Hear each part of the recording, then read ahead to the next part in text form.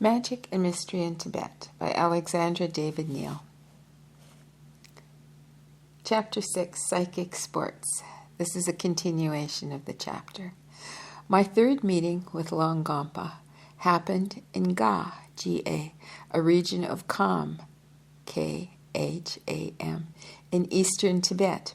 I was again traveling with my small caravan.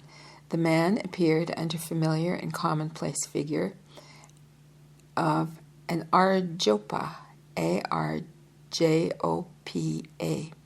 That is to say, a poor pilgrim carrying his luggage on his back.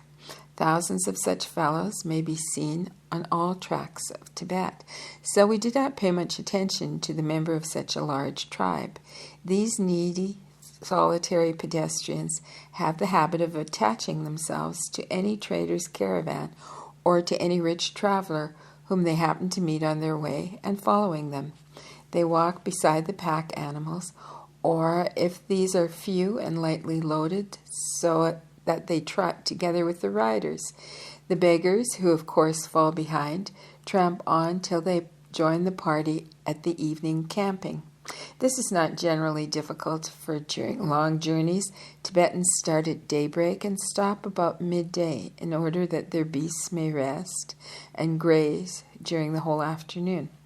The trouble that the Arjapa gives himself to hurry after the horseman or any odd help he is always ready to give the servants, are rewarded by a daily evening meal, and occasionally buttered tea and sampa from the travelers themselves.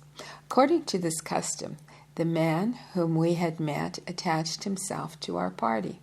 We learned from him that he had been staying at the Pabong monastery, P-A-B-O-N-G, monastery in Kham, and was going to the Sang province. A pretty long journey, which, done on foot and bringing all the way, would take 3 or 4 months. However, such tramps are undertaken by thousands of Tibetan pilgrims. Our companion had already spent a few days with us when, in consequence of a slight breakdown, it was nearly noon before we started.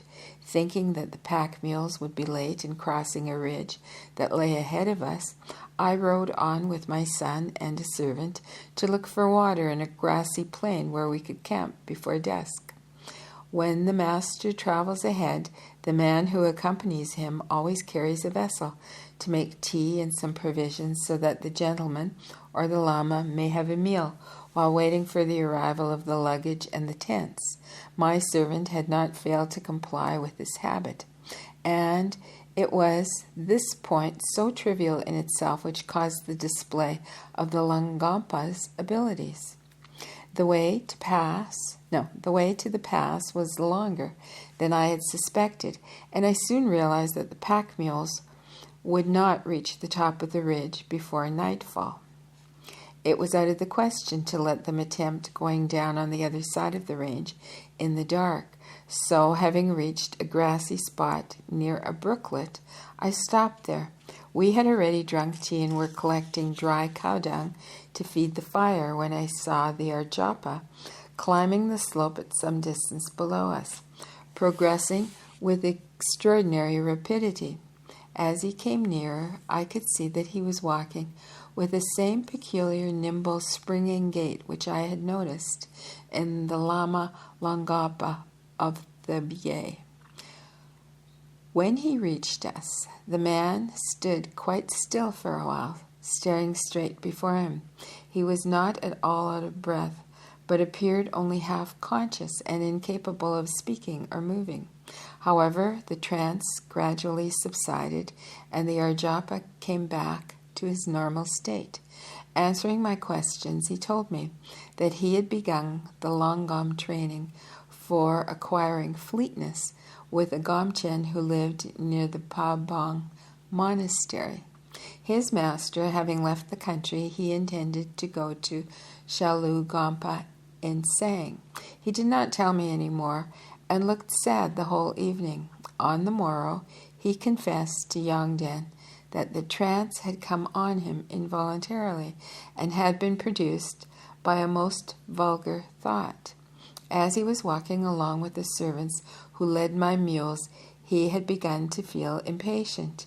They were going so slowly, he thought, and during that time we were, no doubt, grilling on the fire the meat that he had seen my servant carry with him.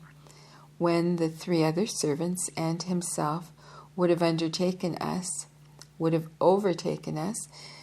they would have had to pitch the tents to look after the beasts, and so there would be only time to drink tea and eat tsampa before retiring to sleep. He visualized our little party. He saw the fire, the meat on the red embers, and sunk in contemplation. Gradually became unconscious of his surroundings. Then, prompted by the desire of sharing our meal, he accelerated his pace, and in so doing, mechanically fell into the special gait which he was learning. The habitual association of that peculiar gait with the mystic words of his master had taught him, caused the mental recitation of the proper formula. The latter led to the regulation of the breath in the prescribed rhythm, and the trance followed. Nevertheless, the concentration of his thoughts on the grilled meat dominated everything. The novice regarded himself as a sinner. The mixture of gluttony, holy mystic words, and lungam exercises seemed to him sacrilegious.